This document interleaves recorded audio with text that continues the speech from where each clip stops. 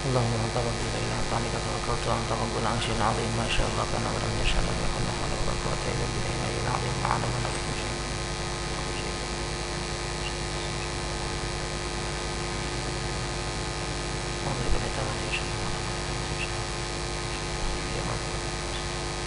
Bismillahirrahmanirrahim. Assalamualaikum warahmatullahi wabarakatuh.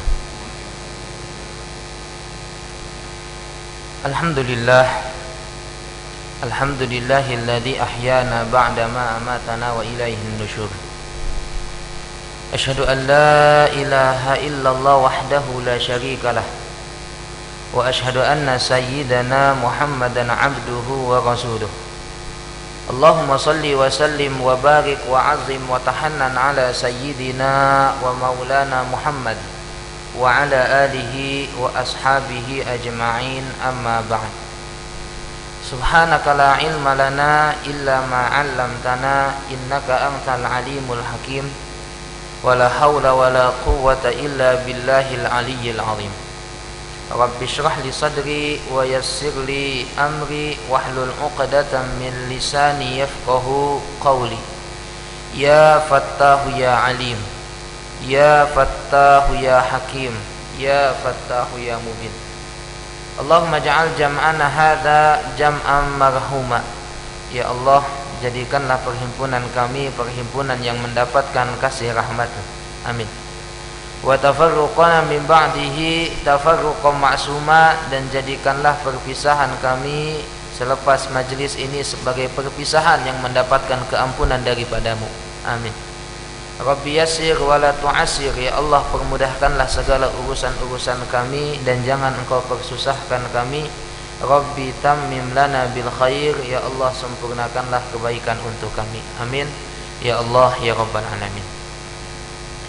Yang berbahagia, yang saya muliakan, Al-Fadhil Tuan Pengurusi, tuan-tuan imam, para asatizah, tuan-tuan guru, seluruh ahli jawatan kuasa masjid, tuan-tuan, puan-puan, muslimin, muslimat, ahli jemaah salat subuh yang sama-sama mengharapkan ridha Allah Subhanahu wa taala.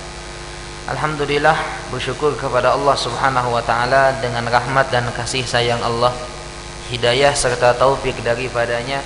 Alhamdulillah, Allah masih lagi bagi kepada kita peluang dan kesempatan untuk kita sama-sama kembali bangkit daripada tidur kita yang disebut oleh Nabi sebagai kematian yang sementara.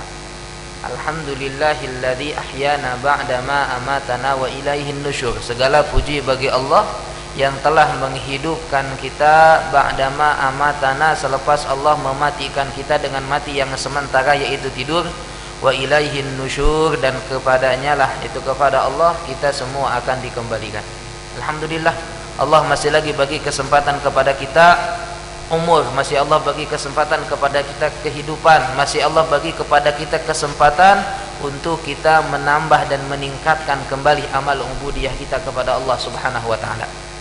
Tuan-tuan, sebelum kita nak melanjutkan kuliah kita atau tazkirah kita pada subuh kali ini, kita sama-sama hadiahkan Al-Fatihah khasnya kepada saudara-saudara kita jemaah-jemaah haji yang dimaklumkan malam tadi ada seramai 87 orang yang meninggal dan hampir 183 orang yang cedera disebabkan kran yang roboh. Jadi Masya Allah, malam tadi diikutkan kepada apa yang disampaikan, kereta ambulan keluar masuk Masjidil Haram, ya Masya Allah. Jadi kita hadiahkan Al-Fatihah khasnya kepada saudara-saudara kita yang sudah kembali kepada Allah.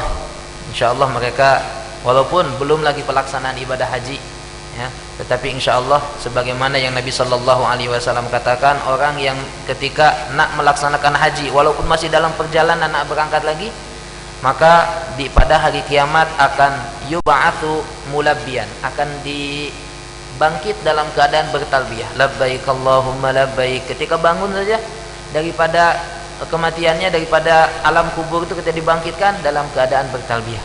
Jadi kita hadiahkan pahala Fatihah yang kita baca, mudah-mudahan Allah Subhanahu wa taala berikan yang terbaik kepada saudara-saudara kita yang sudah kembali kepadanya, dan yang cedera mudah-mudahan Allah Subhanahu wa taala bagi kesembuhan. Dan mudah-mudahan tuan-tuan yang tahun ini mungkin belum berkesempatan lagi, belum dipanggil lagi oleh Allah untuk ke tanah suci, mudah-mudahan Allah Subhanahu wa taala bagi kemudahan. Ala hadhihi niyyah wa ala kulli niyatin salihah bi barakati ummil Qur'an. Al-Fatihah.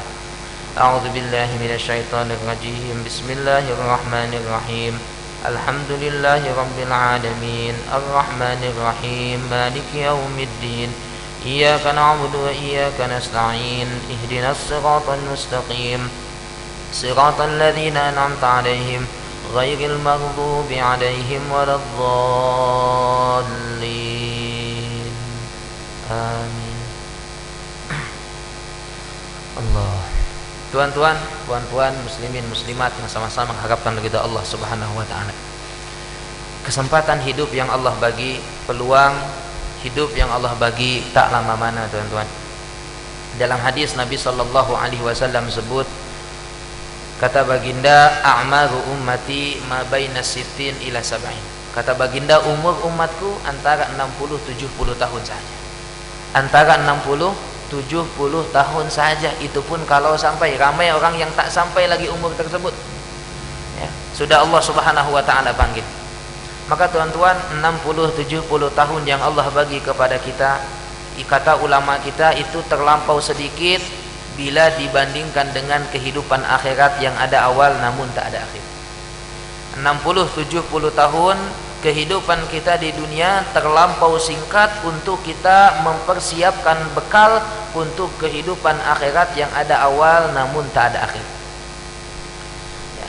Sehingga oleh karena itu ramai ulama-ulama kita salafun saleh yang Masya Allah, walaupun mereka dikenali dengan ahli ibadah, dikenali dengan keilmuannya, dikenali dengan keistimewaan dan kelebihan yang dimiliki, tetapi mereka sadar, mereka faham amal ibadah yang mereka buat, amal ibadah yang mereka laksanakan belum seberapa dengan perbekalan yang semestinya dipersiapkan untuk kehidupan akhirat yang ada awal namun tak ada akhir. Salah seorang daripada salafun saleh, Sayyiduna Abu Hurairah radhiyallahu anhu, sebagaimana kita kenal, Abu Hurairah merupakan insan yang ahli ibadah, insan yang juga merupakan sahabat Nabi, insan yang dalam selain daripada sahabat Nabi merupakan ahli hadis daripada kalangan sahabat Nabi sallallahu alaihi wasallam.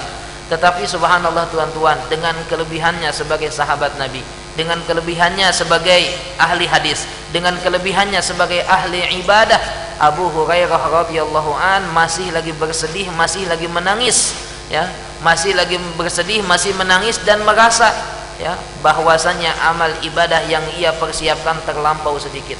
Dikatakan di akhir hayatnya Abu Hurairah radhiyallahu an, yura bakian, terlihat dalam keadaan menangis, murung, bersedih.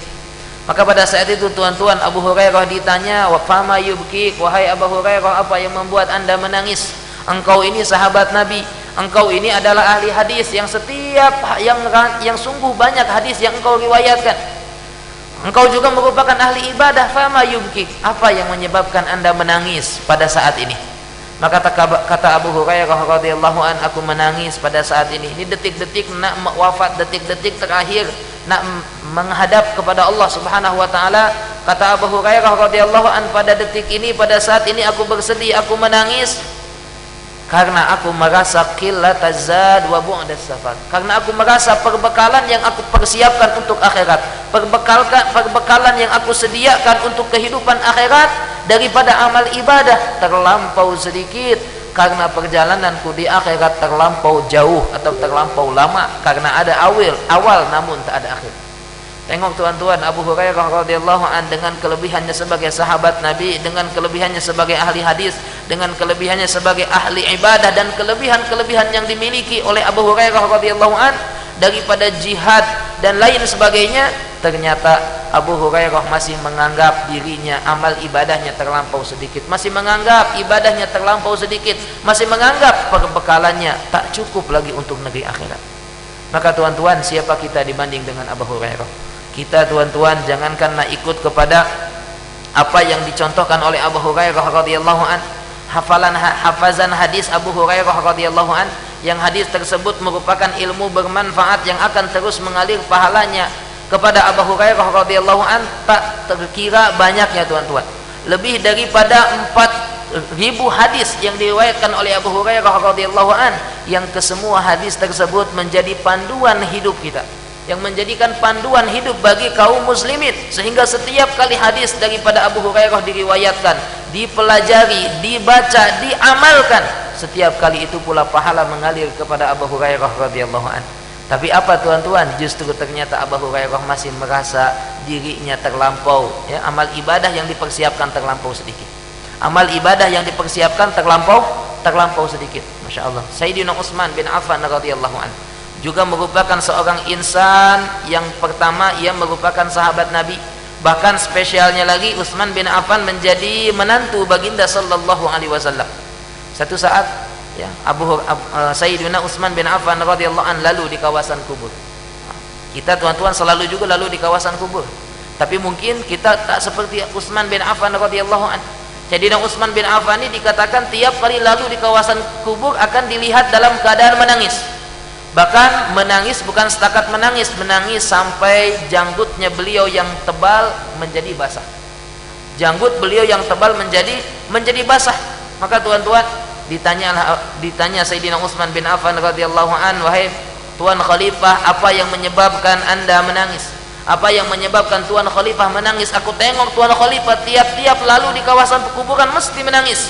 Bahkan aku tengok Tuan lebih dahsyat lagi menangisnya bila lalu di kawasan kubur, lebih daripada pada saat Tuan mendengarkan cerita tentang syurga ataupun tentang neraka yang disampaikan oleh baginda sallallahu alaihi wasallam. Maka kata Sayyidina Utsman bin Affan radhiyallahu an, aku menangis tiap kali lalu kawasan kubur. Tiap kali lalu kawasan kubur aku menangis. Kenapa? Karena aku ingat, kata Sayyidina Utsman, karena aku teringat satu hadis Rasulullah sallallahu alaihi wasallam di mana Nabi pernah berkata, innal qabra awwalu manzilin min manazilil akhirah. Ya, sesungguhnya kubur ini adalah persinggahan pertama daripada persinggahan negeri akhirat. Pintu gerbang pertama menuju akhirat adalah kubur. Dan Nabi katakan, faman naja minha fama ba'dahu aisaru minha. Siapa selamat daripada kubur ini, selamat di pintu gerbang pertama, selamat di persinggahan pertama yaitu kubur, maka persinggahan akhirat yang lainnya, ketika dibangkitkan mahsyar, kemudian mizanul a'mal, siratal mustaqim, akan lebih mudah baginya. Allah akan bagi kemudahan sehingga dia masuk ke dalam syurganya Allah subhanahu wa ta'ala. Tetapi kata Sayyidina Utsman bin Affan, ya, tetapi kata Sayyidina Utsman, baginda sallallahu alaihi wasallam juga bersabda, sesiapa yang tak selamat di kubur ini, tak selamat di persinggahan pertama ini, tak selamat di pintu gerbang pertama akhirat ini, maka persinggahan dan tempat-tempat akhirat yang lain akan lebih sukar, akan lebih payah lagi. Ketika dibangkitkan, yaumul ba'ti akan dalam kepayahan, ketika yaumul mahsyar akan dalam kepayahan, ketika mizanul a'mal akan dalam keadaan payah, ketika siratal mustaqim akan dalam keadaan payah, sehingga dia akan terjerumus ke dalam nerakanya Allah subhanahu wa ta'ala. Itu yang menyebabkan aku menangis. Jadi kata para ulama, ya, tuan-tuan, kata para ulama kita, Sayyidina Utsman bin Affan menangis di kawasan kubur itu kenapa? Seperti sebab yang musabab yang disebutkan, Utsman bin Affan menangis karena mendengar hadis Nabi tersebut. Maka kata ulama kita, ini menunjukkan bahwasannya Sayyidina Utsman menangis karena beliau khawatir, takut, risau, takut beliau tak selamat lagi dari alam kubur. Takut beliau tak selamat lagi di alam kubur. Itulah yang menyebabkan Utsman bin Affan menangis. Tuan-tuan, kita tak ada jaminan lagi masuk syurga. Kita tak ada jaminan lagi seperti jaminan yang Allah bagi kepada Sayyidina Utsman bin Affan. Tetapi ternyata tuan-tuan, kita lalu di kawasan kubur, perasaan kita biasa-biasa saja tuan-tuan. Jangankan untuk menangis, bersedih pun tak ada. Bahkan tak sedikit orang yang pada saat itu menghantar jenazah ke pekuburan masih dalam keadaan tertawa terbahak-bahak lagi tuan-tuan. Itu keadaan kita. Kenapa? Karena ya mungkin antara sebabnya karena kita belum ada perasaan khawatir lagi, belum ada perasaan takut lagi di dalam hati kita, yang membuatkan kita boleh meningkatkan amal ibadah kepada Allah, yang membuatkan kita sedih dan takut amal ibadah kita tak cukup lagi untuk bekal kita di akhirat. Sayyidina Utsman bin Affan radhiyallahu anhu siapa tuan-tuan? Sahabat Nabi yang pertama, yang kedua menantu baginda sallallahu alaihi wasallam, yang ketiga sebagai salah satu daripada khulafaur rasyidin, ya, khalifah-khalifah yang kita diperintah oleh Nabi untuk ikut kepada apa-apa yang mereka tetapkan, apa-apa yang mereka ajarkan, apa-apa yang mereka contohkan. Selain daripada itu, Utsman bin Affan merupakan 10 sahabat Nabi al-mubasysyirina bil jannah yang sudah dibagi garansi akan masuk surga.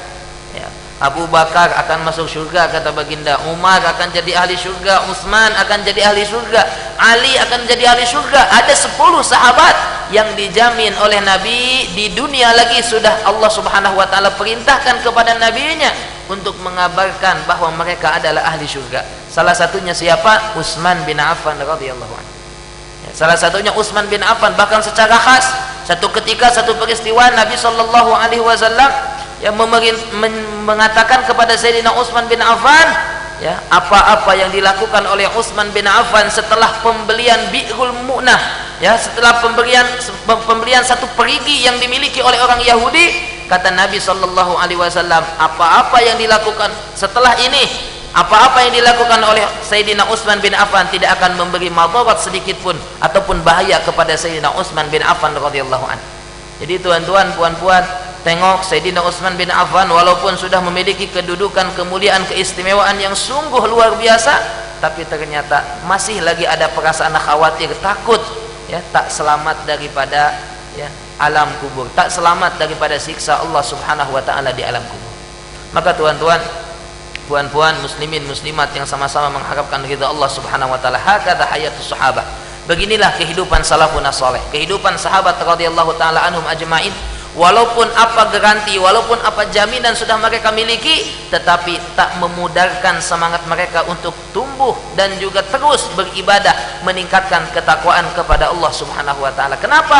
Karena mereka faham bahwasanya umur yang Allah bagi, kesempatan hidup yang Allah bagi, yang kalau seluruh kesempatan tersebut digunakan untuk ibadah sekalipun, tak cukup lagi itu untuk menjadi bekal kita di akhirat Allah subhanahu wa ta'ala. Maka tuan-tuan, Nabi ajarkan satu prinsip kepada kita untuk supaya apa? Untuk supaya kita terus meningkatkan amal ibadah kita dan jangan pernah puas dengan ibadah yang kita buat sehingga kita mendapatkan surga daripada Allah subhanahu wa ta'ala, sampai kita mendapatkan ridha daripada Allah subhanahu wa ta'ala. Kata baginda sallallahu alaihi wasallam, la yashba'al mu'minu, seorang yang beriman, nih prinsip orang beriman kata Nabi, seorang yang imannya sempurna, maka dia tidak akan merasa puas, tidak akan merasa jemu daripada amal ibadah yang dibuat, hatta yakuna muntarahul jannah, sampai hujungnya dia mendapatkan surga daripada Allah subhanahu wa ta'ala. Maka tuan-tuan, puan-puan, muslimin, muslimat yang sama-sama mengharapkan ridha Allah subhanahu wa ta'ala,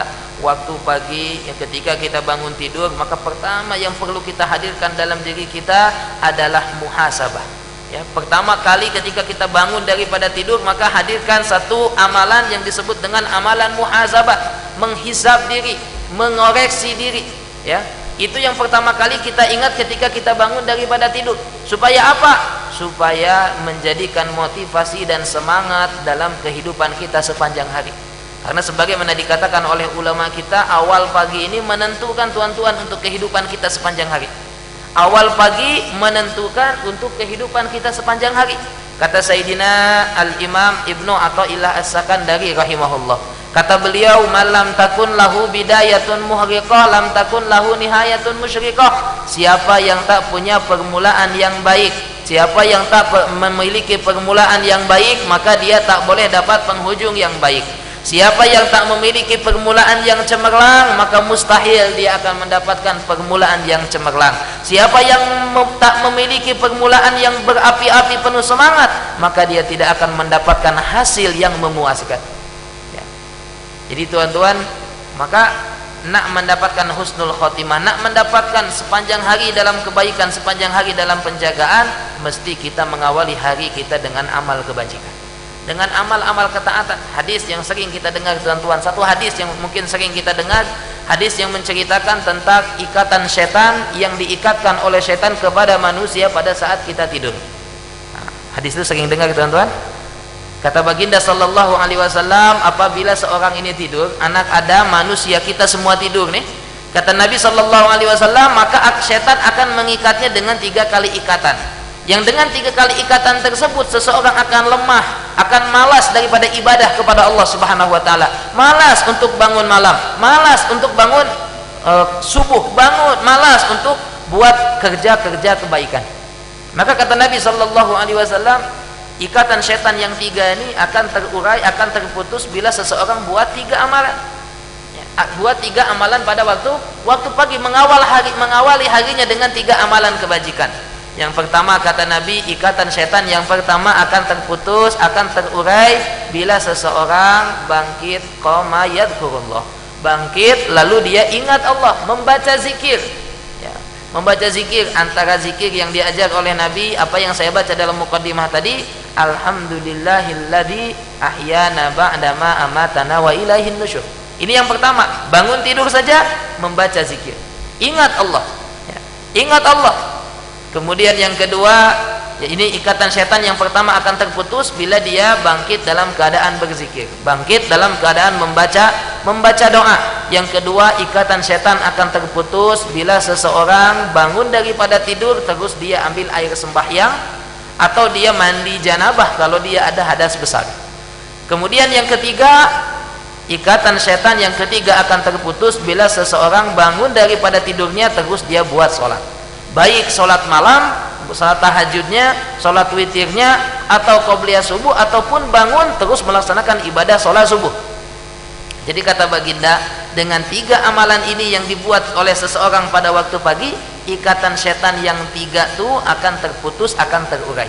Sehingga dengan sebab terurainya, terputusnya ketiga ikatan setan tersebut, Nabi katakan asbaha thayyiban nafsi nasyitan. Sepanjang harinya orang tersebut akan dalam keadaan thayyiban nafsi, dalam keadaan tenang, dalam keadaan seronok, dalam keadaan bahagia, jiwanya akan dalam keadaan baik.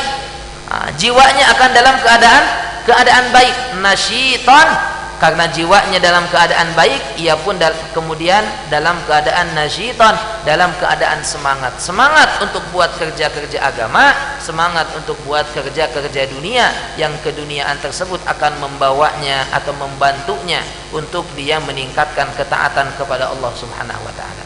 Tetapi sebaliknya tuan-tuan, Nabi sallallahu alaihi wasallam katakan, tetapi sebaliknya kalau seseorang ini bangun daripada tidur, ya, tapi tak mengawalinya dengan 3 amalan kebaikan, dia tak bangun tapi tak membaca zikir, bangun tapi tak bersyukur kepada Allah, bangun kemudian dia tak mengambil air sembahyang, bahkan bangun lalu dia tak buat sembahyang, maka kata Nabi sallallahu alaihi wasallam, ikatan setan yang 3 itu tak terurai, tak terputus, sehingga seseorang sepanjang harinya akan ada dalam belenggu syaitani, akan berada dalam wasawisus syayatin, ya, cobaan ataupun dugaan dan juga gangguan daripada syaitan, ya. Sehingga tuan-tuan, karena itu kata Nabi, khabisan asbaha khabisan nafsi kaslanan, maka sepanjang harinya orang tersebut dalam keadaan tidak seronok, dalam keadaan tidak bahagia, dalam keadaan tidak seronok, dalam keadaan tidak bahagia,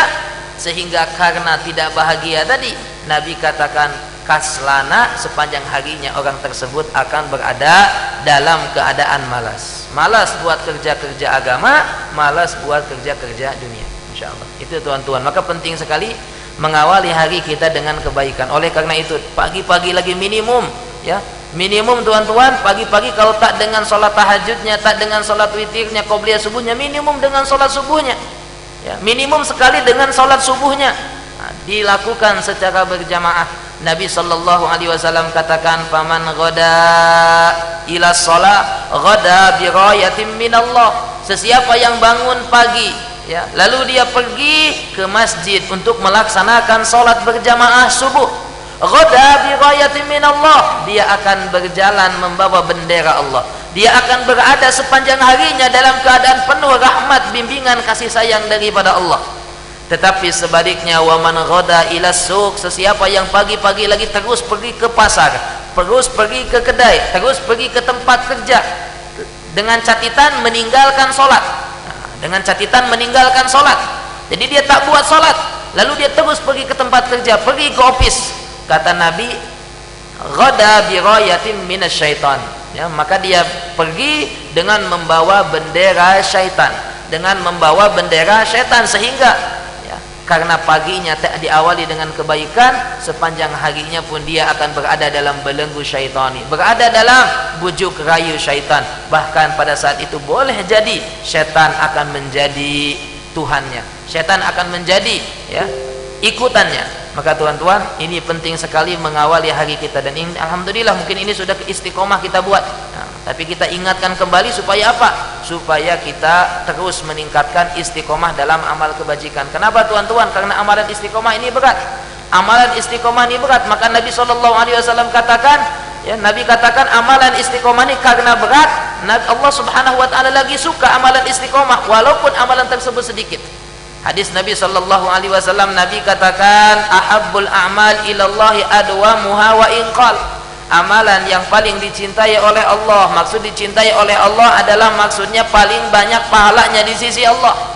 Ya, kata Imam Ibnu Hajar Al-Asqalani, maksud ahabbul a'mal ilallah, amalan yang paling dicintai oleh Allah, maksudnya paling banyak pahalanya di sisi Allah adalah apa? Adwamuha, amalan yang paling dawam, amalan yang paling istiqomah dibuat, wa in qalla, walaupun amalan tersebut sedikit, walaupun amalan tersebut sedikit. Nah, ini tuan-tuan, kenapa berat, susah kita nak buat istiqomah, berat kita nak buat amalan secara istiqomah. Nah, ulama kita katakan karena dalam hati kita ini ada satu penyakit. Penyakit apa tuan-tuan? Penyakit mudah kita puas dengan kebaikan yang dibuat. Penyakit mudah puas dengan kebaikan yang dibuat, sehingga itulah menyebabkan, sehingga karena manusia mudah puas dengan kebaikan yang dibuat, sehingga payah manusia nak buat amalan istiqomah. Ya, payah nak buat amalan istiqomah. Di bulan Ramadan alhamdulillah kita boleh baca Al-Quran, bahkan tak sedikit yang buat khatam Al-Quran baik secara jamaah ataupun secara individu, ya, secara jama'i ataupun secara infiradi. Tetapi keluar saja bulan Ramadan, mungkin sampai saat ini ada di antara kita, kalau yang belum khatam Al-Quran ramai lagi, bahkan saya sendiri pun belum khatam. Nah, tetapi yang ada mungkin bahkan yang langsung tak membaca Al-Quran. Selepas Ramadan saja langsung tak baca Al-Quran. Dia nanti lagi nak baca Quran nanti bila sampai Ramadan yang akan datang. Ini kenapa tuan-tuan terjadi? Terjadi karena penyakit kita, yaitu mudah puas dengan kebajikan yang dibuat. Maka cerita-cerita ya kehidupan salafun saleh yang mereka ibadah, semangat dalam ibadah itu kena kita pelajari, kena kita baca, dan juga kena kita hayati, sehingga kita boleh mengambil pelajaran dan kita boleh istiqomah dalam amal-amal kebajikan. Karena kalau kita nak bandingkan tuan-tuan, amalan kita dengan amalan salafun saleh, tak boleh nak kita bandingkan, terlampau sedikit amalan kita dibandingkan dengan mereka. Kalau kita tengok ulama-ulama kita, ada yang mereka, Al-Imam Al-Qurtubi rahimahullah. Macam mana Al-Imam Al-Qurtubi rahimahullah, beliau boleh menulis kitab tafsir yang tebalnya bukan 1-2 jilid tuan-tuan, lebih daripada 15 jilid, mujalad besar. Dan ini bukan satu-satunya kitab yang dimiliki oleh Al-Imam Al-Qurtubi rahimahullah, masih banyak lagi kitab-kitab yang lain. Menunjukkan apa? Ibadah mereka dalam hal khidmat kepada ilmu, ya, waktu mereka betul-betul bernilai untuk ilmu. Seluruh waktunya mereka gunakan untuk ilmu. Bahkan subhanallah, ada seorang ulama kita dahulu tuan-tuan, untuk ilmu ini mereka buat ada seorang, saya lupa namanya. Jadi tiap-tiap ya, saking nak menggunakan waktunya untuk taat ibadah kepada Allah, untuk waktunya jangan sampai berlalu tanpa ada ilmu yang didapatkan, sampai ada seorang ulama yang bila dia nak masuk tandas, maka dia akan panggil pelajarnya supaya dia baca kitab di luar tuh dengan suara yang lantang, suara yang nyaring. Supaya apa? Supaya Tuan Syekh ini boleh mendengar ilmu yang disampaikan walaupun saat itu berada dalam tandas lagi. Subhanallah, itu keadaan mereka tuan-tuan. Nah, kita berapa waktu yang kita lalaikan, berapa waktu yang kita buang sia-sia. Padahal Nabi sallallahu alaihi wasallam katakan, min husni islamil mar'i tarkuhu ma la ya'nihi. Antara perkara yang menunjukkan kesempurnaan iman seseorang, menunjukkan kesempurnaan Islam seseorang, adalah di mana seseorang itu boleh meninggalkan perkara-perkara yang sia-sia. Berapa umur kita yang kita biarkan sia-sia, tuan-tuan? Berapa umur kita bahkan yang terbabit kita gunakan untuk maksiat kepada Allah Subhanahu wa taala? Kalau begini keadaan kita, tuan-tuan, macam mana atau bagaimana amalan kita atau perbekalan kita dihadapkan kepada Allah Subhanahu wa taala? Maka sungguh jauh, ya, tak boleh nak kita bandingkan dengan kehidupan salafun saleh. Maka tuan-tuan, waktu umur yang Allah bagi ini satu nikmat yang daripada Allah, yang Allah bagi kepada kita, yang mesti kita gunakan sebaik-baiknya untuk mendekatkan diri kita kepada Allah Subhanahu wa taala. Ya, Al-Imam Az-Zamakhsyari rahimahullahu taala, perkataan beliau ini dinukilkan oleh Syekh Abdul Fattah Abu Ghuddah di dalam kitab Qimatuz Zaman Indal Ulama.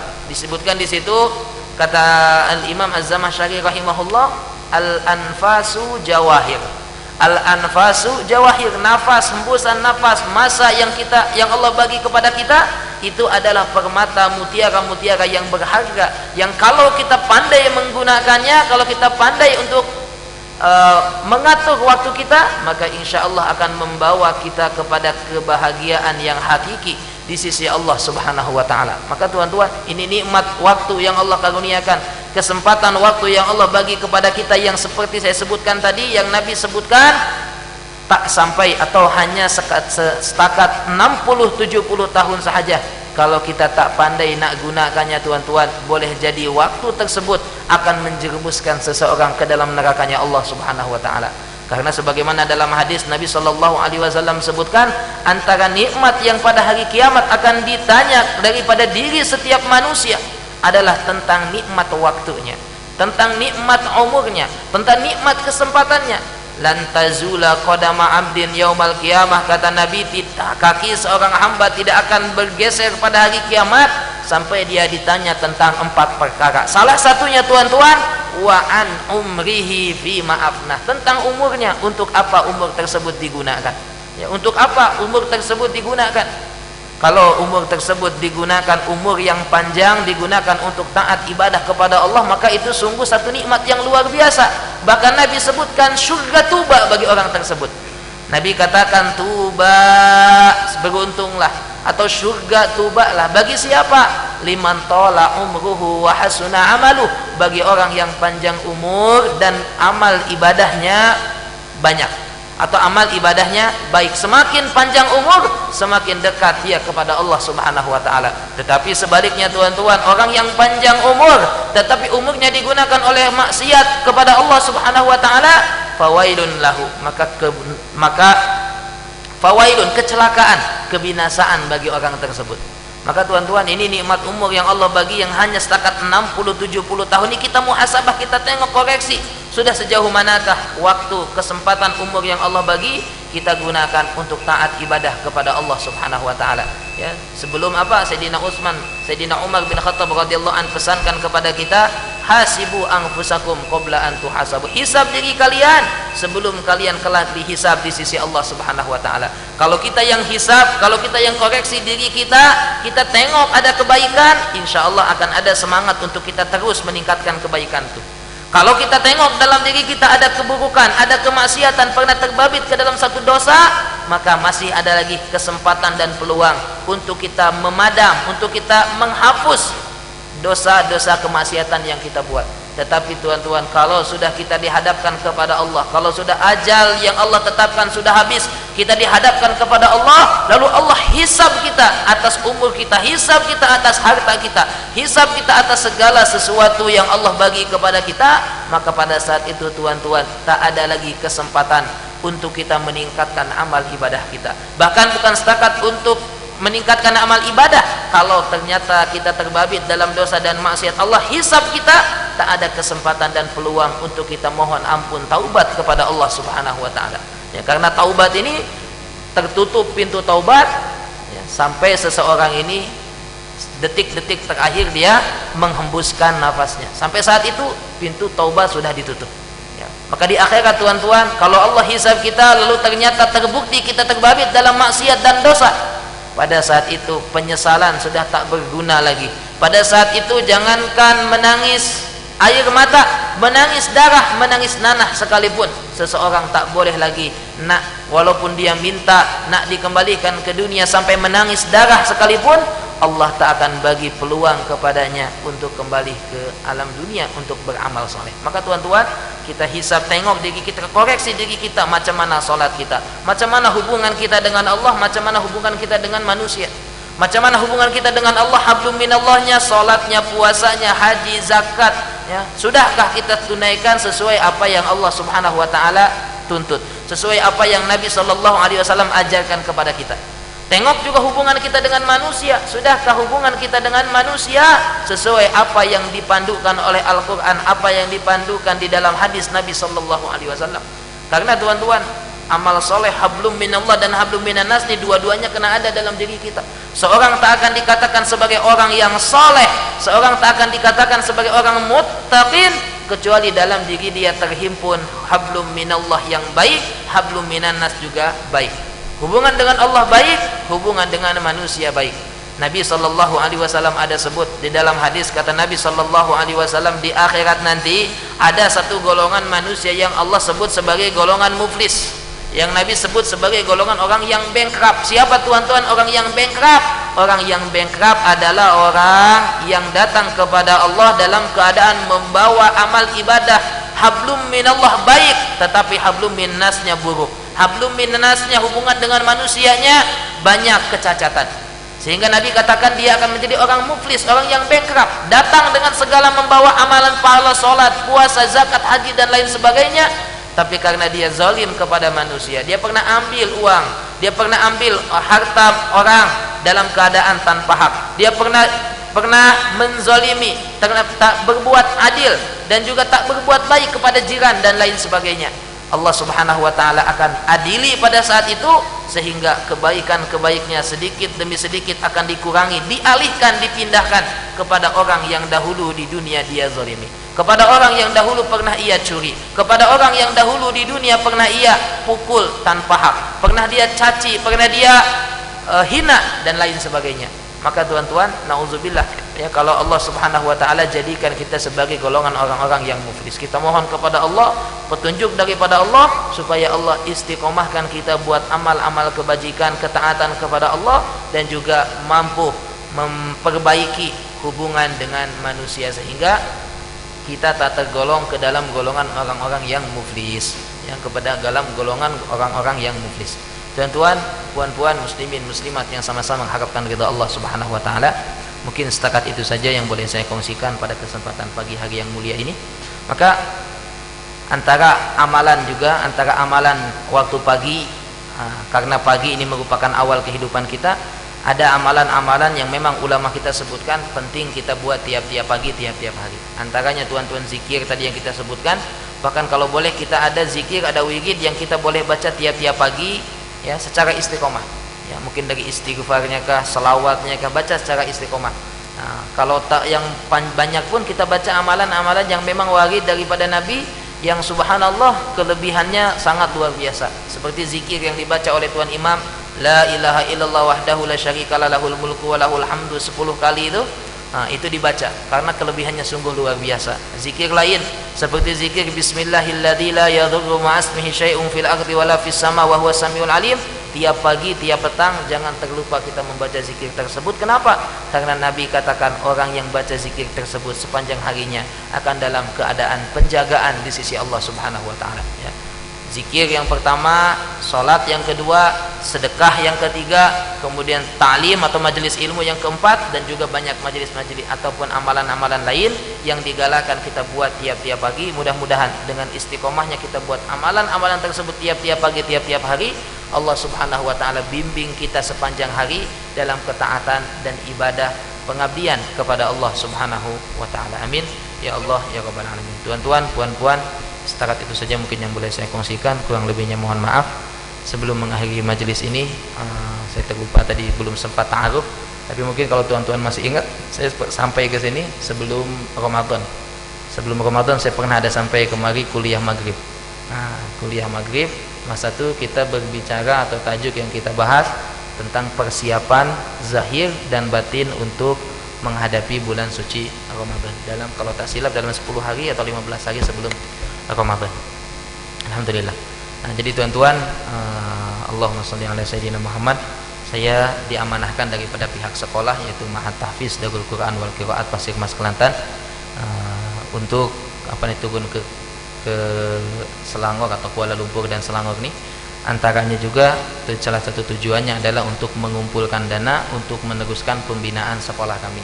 Jadi sampai sebetulnya malu dah nak mohon bantuan tuh malu sebetulnya. Tapi satu diamanahkan oleh pihak sekolah, dan kedua memang sekolah masih memerlukan lagi. Dan saya rasa insya Allah di tengah-tengah tuan-tuan ini masih lagi banyak ya tuan-tuan yang nak mendermakan hartanya, nak mengeluarkan hartanya untuk digunakan di jalan Allah Subhanahu wa taala. Insyaallah apa-apa yang kita gunakan untuk membantu agama Allah sebagaimana janji Allah, in tansurullah yansurkum. Jika kalian bantu agama Allah, pasti Allah akan bantu kita. Kalau Allah dah berjanji nak bantu kita, itu dah pasti tuan-tuan.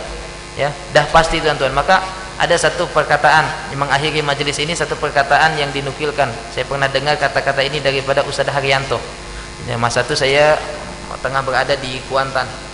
Beliau kebetulan ada kuliah zuhur. Jadi apa yang beliau sampaikan, hadis Nabi SAW katakan, wallahu fi aunil abdi maka nal abdu fi auni akhi. Sungguh Allah Subhanahu wa taala akan menolong seorang hamba selama hamba tersebut menolong saudaranya. Selama hamba tersebut menolong saudaranya. Nah, jadi tuan-tuan, selalunya ketika kita bantu saudara kita, ketika kita bantu saudara kita, jiran kita, keluarga kita bantu. Hari ini engkau dalam keadaan susah, aku bantu kamu. Nanti kalau aku susah, tolong kamu bantu aku. Hari ini kamu dalam keadaan susah, aku tolong bantu kamu. Nanti bila aku susah, kamu kena tolong aku, kena bantu aku. Ini bahasa yang mungkin selalu kita guna. Atau kalaupun tak digunakan dalam bahasa, dalam hati mungkin akan terbesit, semoga nanti bila aku dalam keadaan susah, orang tu boleh bantu aku lagi. Jadi tuan-tuan, siapa yang menjamin kita pada saat kita dalam keadaan susah, orang yang pernah kita tolong dia dalam keadaan senang? Tak ada yang menjamin tuan-tuan. Mungkin dia dalam keadaan lebih teruk lagi daripada kita. Jadi tuan-tuan, bahasa itu kita ubah, atau keyakinan kita ubah. Apa yang kita ubah? Jadi kita ubah, hari ini aku tolong seseorang, mungkin dalam keadaan diucapkan ataupun dalam hati. Hari ini aku tolong kamu, dan satu hari bila aku dalam keadaan susah, aku yakin Allah pasti bantu aku. Itu bahasa yang kita ubah. Hari ini aku tolong kamu, satu hari kalau aku dalam keadaan susah, Allah sungguh dan pasti akan tolong aku. Karena janji Allah, in tansurullah yansurkum. Allah akan menolong. Siapa yang menolong agama Allah, Allah akan tolong dia. Siapa yang menolong saudaranya, Allah juga akan bagi pertolongan. Janji daripada Allah, janji daripada baginda sallallahu alaihi wasallam. Jadi tuan-tuan yang ada hajat, tuan-tuan boleh tengok kat luar sana, kita ada bawa beberapa produk daripada sekolah, antaranya buku-buku, dan juga ada kita bawa air penawar Hafiz. Air itu adalah air gau dicampur dengan sedikit air zam-zam, dan juga dibacakan 30 juzuk Al-Quran oleh para pelajar tahfiz. Kemudian ada buku-buku kat luar sana. Ini buku ini mungkin diantara tuan-tuan ada yang memiliki, ada yang belum. Buku 101 Doa Jampi Mujarab Ulama Pondok Penyembuh dan Perisai. Buku ini tulisan Tuan Guru Syekh Muhammad Nuruddin dalam bahasa Arab, dan saya sendiri terjemahkan buku ini ke dalam bahasa Indonesia, masuk syarikat, dialih bahasakan ke dalam bahasa Melayu. Bagus buku ini dimiliki, berisi tentang doa-doa amalan daripada ulama, yang doa zikir tersebut sudah teruji keberkesanannya, baik untuk kesembuhan, untuk penjagaan, dan juga untuk tertunainya hasrat hajat yang dimiliki. Amalan-amalan antaranya amalan Yasin sebanyak 4 kali, ada amalan yang disebut dengan ayatul syifa, 6 ayat kesembuhan, dan juga amalan-amalan lain yang tuan-tuan boleh ambil ataupun amalkan daripada buku ini. Itu buku-buku banyak lagi kat luar sana, ada sekitar 10 tajuk lebih. Satu buku RM RM30 sahaja. Ambil 2 buku boleh RM 50. Nah, yang kedua atau yang terakhir sekali 1 menit, kita ada sijil wakaf. Mungkin tuan-tuan sedia maklum. Jadi ini sijil wakaf daripada Ma'had Tahfiz Darul Quran wal Qiraat Pasir Mas. Jadi mungkin tuan-tuan yang ada kelebihan rezeki nak berwakaf, boleh ambil wakaf ini. 1 sijil RM RM50 saja. Niatkan untuk niat-niat kita ya, karena sedekah ini luar biasa tuan-tuan, kesannya zahir dan juga batin. Jadi tuan-tuan buat sedekah niat untuk diri sendiri. Ya Allah, aku ada penyakit, dengan sedekah yang aku buat bagilah kesembuhan. Ya Allah, aku ada hajat, dengan sedekah yang aku buat berilah kemudahan untuk tertunainya hasrat hajat yang aku buat. Jadi ini sedekah boleh menjadi amalan pemancing rahmat Allah Subhanahu wa taala.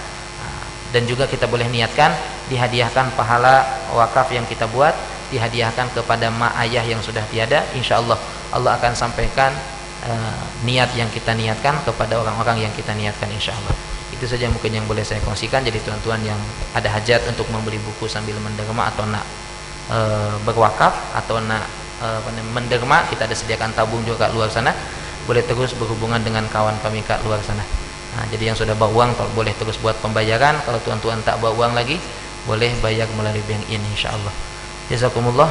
Itu saja yang boleh saya kongsikan, kurang lebihnya mohon maaf. Aqulu qouli hadza wa astaghfirullahaladzim li wa lakum. Bismillahirrahmanirrahim. Alhamdulillahirabbil alamin. Wa sallallahu wasallam ala sayyidina Muhammadin wa ala alihi wa sahbihi ajmain. Rabbana zalamna anfusana wa illam taghfir lana wa tarhamna lanakunanna minal khasirin. Allahumma faqihna fid din wa 'allimna ta'wil wahdina ila sawa'is sabil. Rabbana atina min ladunka rahmatan wa hayyi lana min amrina rasyada. Rabbana atina fid dunya hasanah wa fil akhirati hasanah wa qina adzabannar. Allahumma inna nas'aluka khaira hadzal yawm fathahu wa nasrahu wa hudah wa na'udzu bika min syarrihi wa syarri ma fihi wa syarri ma ba'dah. Rabbana atina fid dunya hasanah wa fil akhirati hasanah wa qina adzabannar.